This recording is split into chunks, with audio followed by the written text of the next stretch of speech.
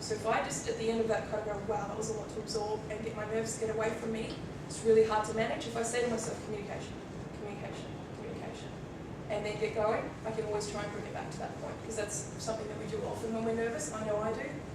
Talking in every different direction. Okay, not using recent examples. Okay, if you have recent examples, go for them first. Okay, I don't need to hear about what you did in year 10 in your maths competition. I need to hear what you did on your most recent placement experience. If you've got similar things that you can talk about, go with the most recent example.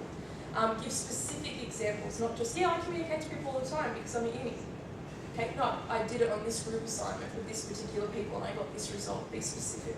Okay, not heaps of unnecessary details. I don't know, and we did this assignment and it was on this. And I started with the intro, and then we worked through this, and then we talked about it some more, and then we went to this section. That's too much. I don't need to know the details. I just need to know about the success and how you went about it in a big picture way.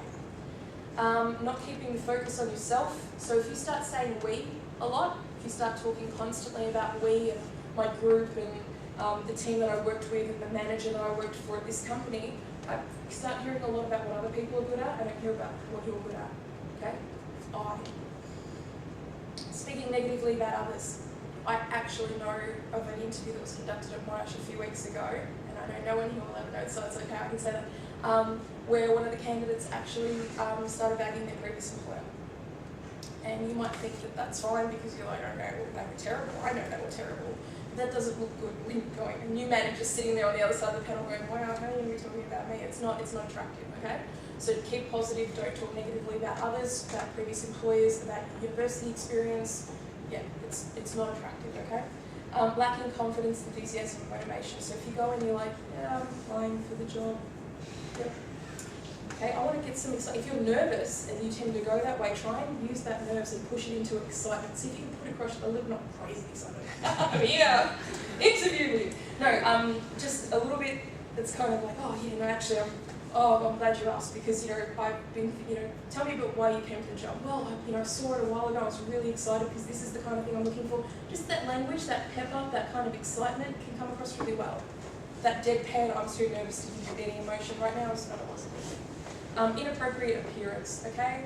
Be professional in your appearance. We've got lots of suggestions on our website about what is professional in an environment or in a workplace. And also think about the generation of people that you're likely to be getting hired by. So if it doesn't make sense to them, if it's not something that you'd sit in front of your parents wearing and they get it, then it's probably not, an employer's not going to get it. And they might not explicitly say, and they're not meant to judge you on your appearance like that, but if they get a bad taste, you never know, okay? So if you've got a mohawk and you think it's awesome, and you think that, you go for a job at an aged care home, say for example, something like that's probably not going to mix, think about what might not work also in the environments you're going into. Okay, and finally, harder questions, okay? Salary question. Is anyone nervous about that? Anyone wants to talk about it? I can skip over it if nobody wants to talk about it. Has anybody been asked the salary question, which is, how much do you think you're worth? How much do you expect to get paid? It's awful. It's so awful. Some people are really confident, they're like, well, heaps. Some people are like, oh God, why would you ask me that? And everybody lowballs themselves. And they're like, well, because they just want the job. And next thing you know, they get started out on a level that's beneath them, okay?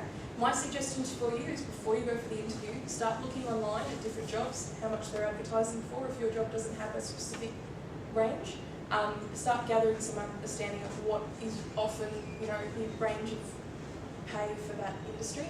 Also go on to graduateopportunities.com or go on to unigrad.com.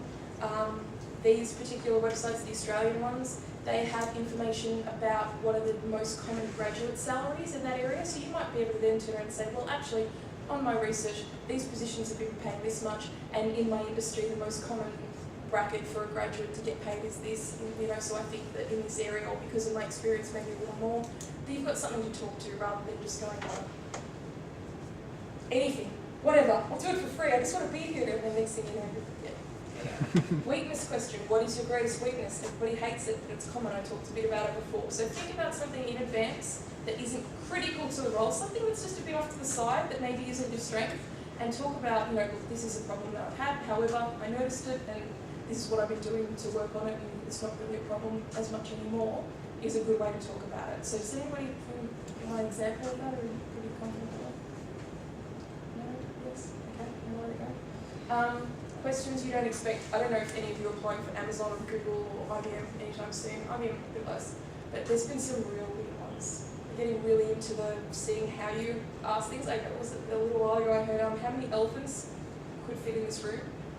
That was an Amazon one, and they waited for the person to actually talk through how they calculate it. So it wasn't about getting an answer, it was just showing them how you think. So don't let those questions freak you out. They're usually assessing something, and it's usually the way you respond or the way you break down the question and the way you think about it. I don't think most of you are likely to get it. It's not as big in Australia yet, but some companies just ask weird stuff. Like, how do you weigh an elephant without using a machine? How many basketballs can you fit into this room? I saw an awful one at Heineken in Amsterdam where one of the interviewer pretended to have a heart attack and they wanted to see how the person handled it under pressure. Wasn't cool. Okay. Please don't let that happen to you, hey? I'm not here to prepare you for how to handle a heart attack in an interview, okay? Questions? Anything? Did that actually help? Yes. Alright, I hope so, because this is the stuff that is the hardest.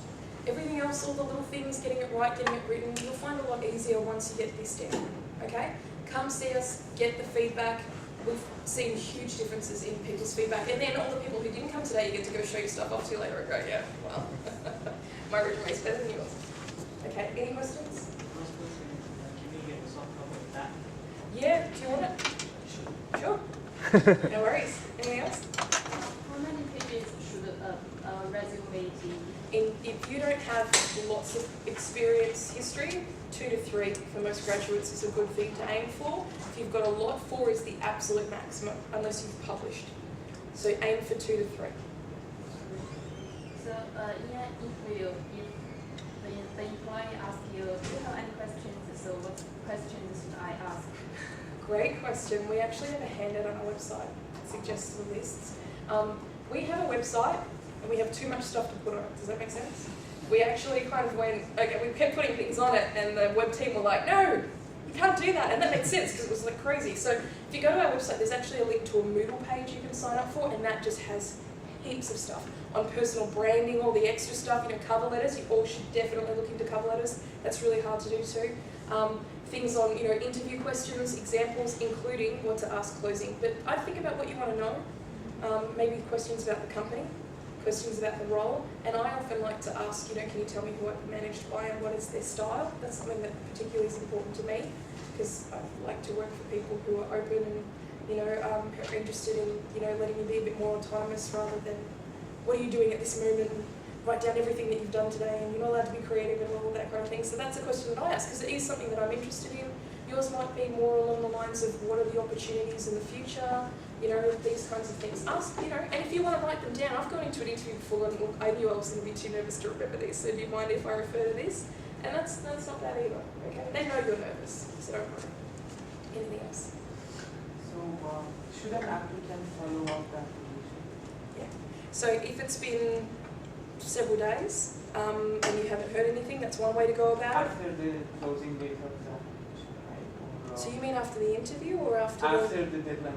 No, okay, yeah. Let's say after the deadline for the work. Yeah, sure. If you haven't heard anything for a week, week and a half, 2 weeks, then definitely start writing. I leave it 5 days at least though.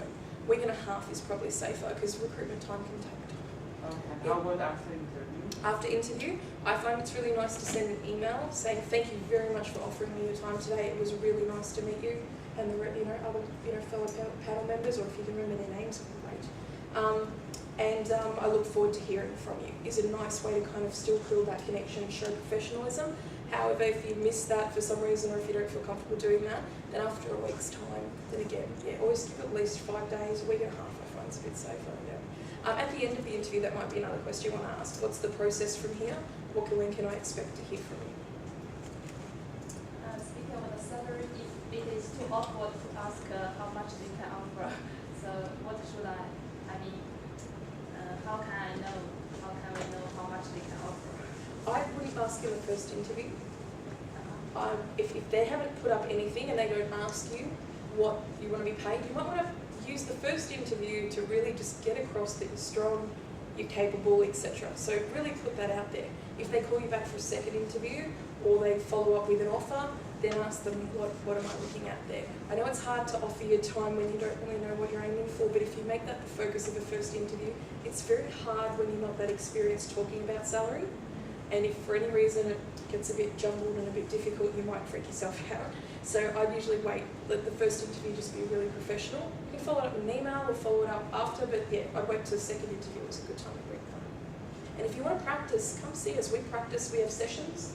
You can come, we have an hour, we'll have a group of 4 students, we'll schedule you in, and we'll ask you questions, and we'll give you feedback. And that can be great to get just the jitters out, to get you ready, because sometimes you just need that warm-up and then you're good to go. If you go in and you kind of get halfway through the interview and then you're like, okay, I've calmed down, I've got through it, then who knows what you did with the first few questions. You may as well come practice and get the jitters out with us. Okay. What is the best approach to answer this question? What is your weaknesses and how do you improve it? If you ask me that question, say for example, I might say that, let me consult my list. My weaknesses, I'd probably say something along the lines of, my weakness I find is that I tend to be, most people in my industry know the terms, so I talk more about personality typing, but in this case I'd say, I'm quite big picture, and I can be quite, I'm the kind of person who draws mind maps and scatters things, which is usually people in technical roles always nightmare because you're very systematic. Things can be like a bit more like lists focused or dry dots, whereas I've got ideas springing off everywhere. So if I'm in the middle of the project, someone asks me, can you explain this to me? It can be really hard to translate, and that's been one of my weaknesses, really being able to explain to people who think very differently to me. So what I've been doing is making sure that as I go, I check in and I just write a quick list of key points, and that way whenever my manager or somebody else who's got a different style comes and asks me, I can really explain it to them. So that's what I've been working on, and that's what I'm working on. That's not absolutely critical to my job, but it's a weakness that I have. So that's probably a bit of a broad example, but if they're asking for communication, problem solving, and technical skills for engineering, and you turn and say I'm not a good communicator, that's going to be a huge issue. But if you say, I have